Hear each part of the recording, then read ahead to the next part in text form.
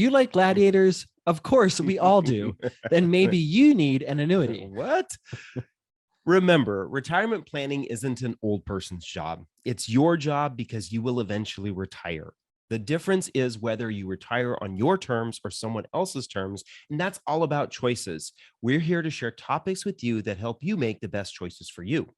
You're listening to Queer Money episode number 298, and today we're talking about annuities and how they can help you spend the retirement of your choice on the lanai of your choosing. We make the Queer Money podcast for you, so please post your money questions in the Queer Money Facebook group, and we may answer your question in an upcoming episode. Now, on with the show. So you might be asking yourself, how did we tie gladiators in with retirement? Well, allegedly, way back in the day, Roman days of yore, they created the first annuity-like products to save the gladiators. Right. The original hashtag save the, and it was hashtag save the gladiators. And really what it was about was making sure that gladiators had income for the rest of their lives. Right. So after they survived all their years of working in the arena, they and their family had some income security through the rest of their lives. So last week we talked about what makes LGBTQ money different, and we talked about several differences. Most poignantly, some of the significant differences were highlighted from prudential studies. They showed that gay to straight men earn about 46% less, and lesbian to straight women earn about 11% less. And we know that there's a sexual orientation and a gender identity pay gap.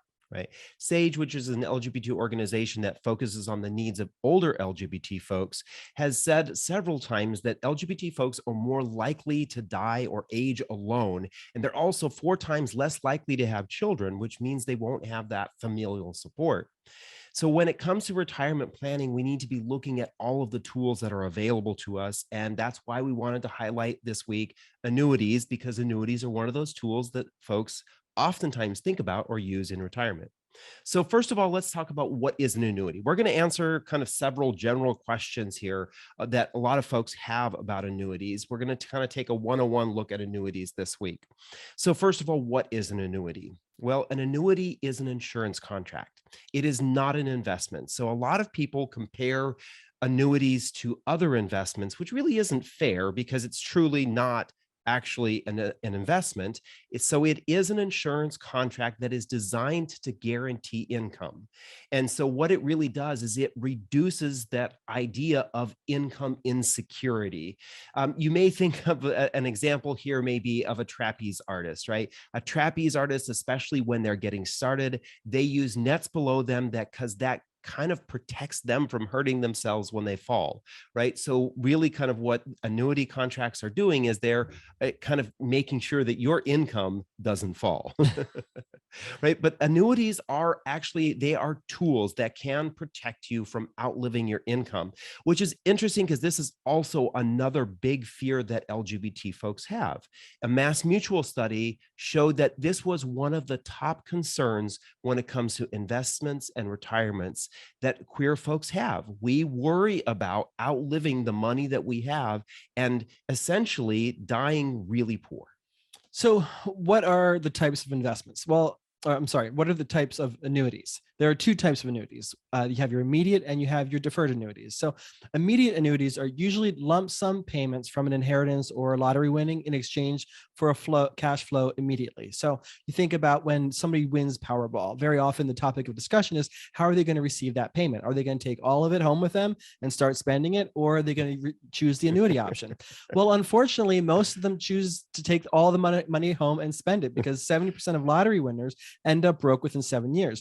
You always want to choose the annuity option, right? Because what it does is it spreads your money out over time. It also provides a return for you. So in many cases, you're keeping up with the rate of inflation.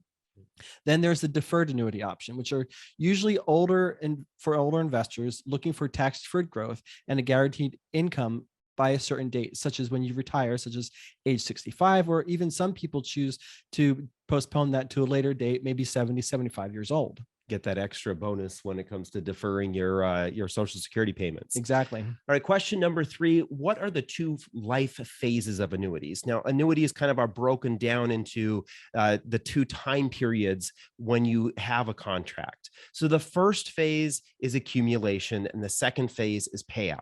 So accumulation can actually happen in two ways. As John mentioned, if you're a Powerball or a lottery winner, or maybe you have received a windfall from maybe an inheritance from Your Aunt someone, Diane, hint, right? hint. Right. Or maybe you were part of a lawsuit settlement and you receive a large chunk of money. You can take that large chunk of money and use that to purchase the annuity contract. Or there's the another type of accumulation phase, and that's where you make payments over a period of time.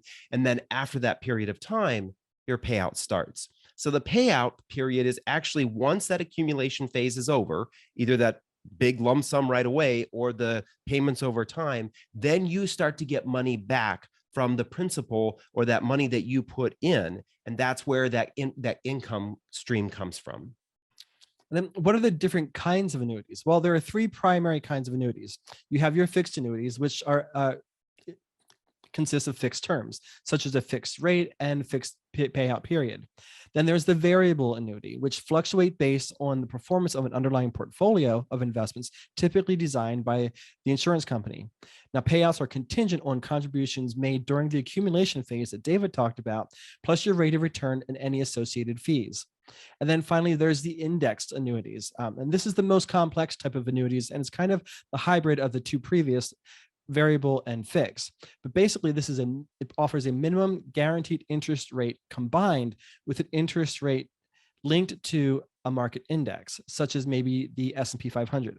Now, it doesn't track the index, it doesn't mirror it, it's simply linked to it. Right. So just because you have a boyfriend who looks like Ricky Martin doesn't mean you're dating Ricky Martin. So it's same thing here with these type of indexed investments, right? Just because it is designed to mimic it, it doesn't mean it's exactly the same thing. You won't have the exact same return. Why are you thinking about Ricky Martin in the middle of a podcast about annuities? Right.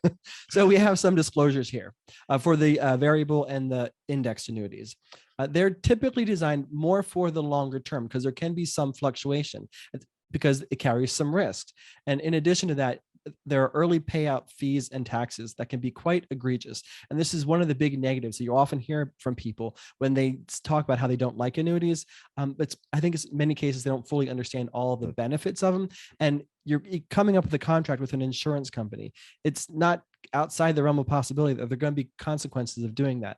And so that can be quite expensive, and you might pay some additional taxes in addition to the fees. Right. So question number 5, what is an annuity rider? Now, you may have heard people talk about, or insurance agents may talk about riders, right? Well, there are riders for annuities. And really, when you think about a rider, I kind of like to think about this. What typically looks better?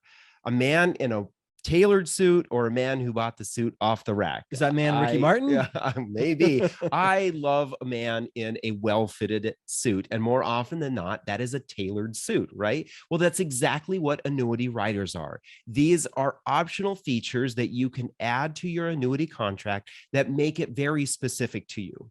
Now, let's break down the two types of riders that there are. First of all, there are living benefits, and second of all, there are death benefits. So living benefits obviously are when you're still alive, right? So that kind of one of the rider examples there would be that you want your payout, your income, to track inflation, or it to go up over time as inflation goes up over time. The other thing is you may want to have your lifetime payout be based on your age or your spouse's age. So that's another type of rider.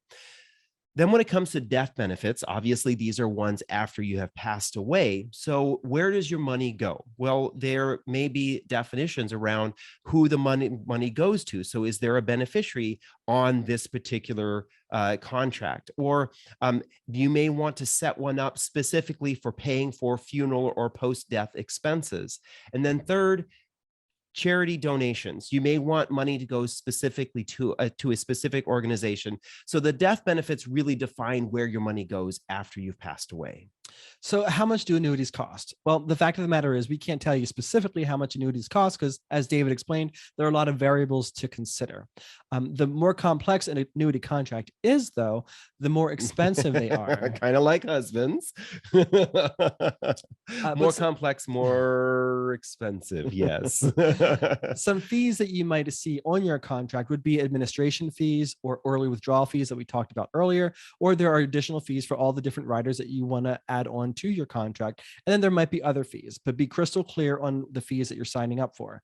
There are then also agent fees, right? The person that's creating the contract for you needs to put food on their table, right? So they get paid. There are typically two ways that they would get paid. You have your commission, and then you have your fee-based agents. Commission-based means that they're paid based on the dollar amount that you put into the annuity contract. So for them, bigger is better. The fee-based is the more favorable way to go. So you kind of want to look for a fee-based agent, and their fee is based on the features added to your annuity contract. And that range can be anywhere from 0% in some cases up to 10% or higher. Yeah. So this is really kind of quantity. One of the ways to think about this when you think about commission versus fee basis, think about buying wine. If you're going out to a restaurant, you're always going to, as long as you're a good guest at a restaurant, you're always going to pay a tip on top of the $60 bottle of wine that you bought at a restaurant.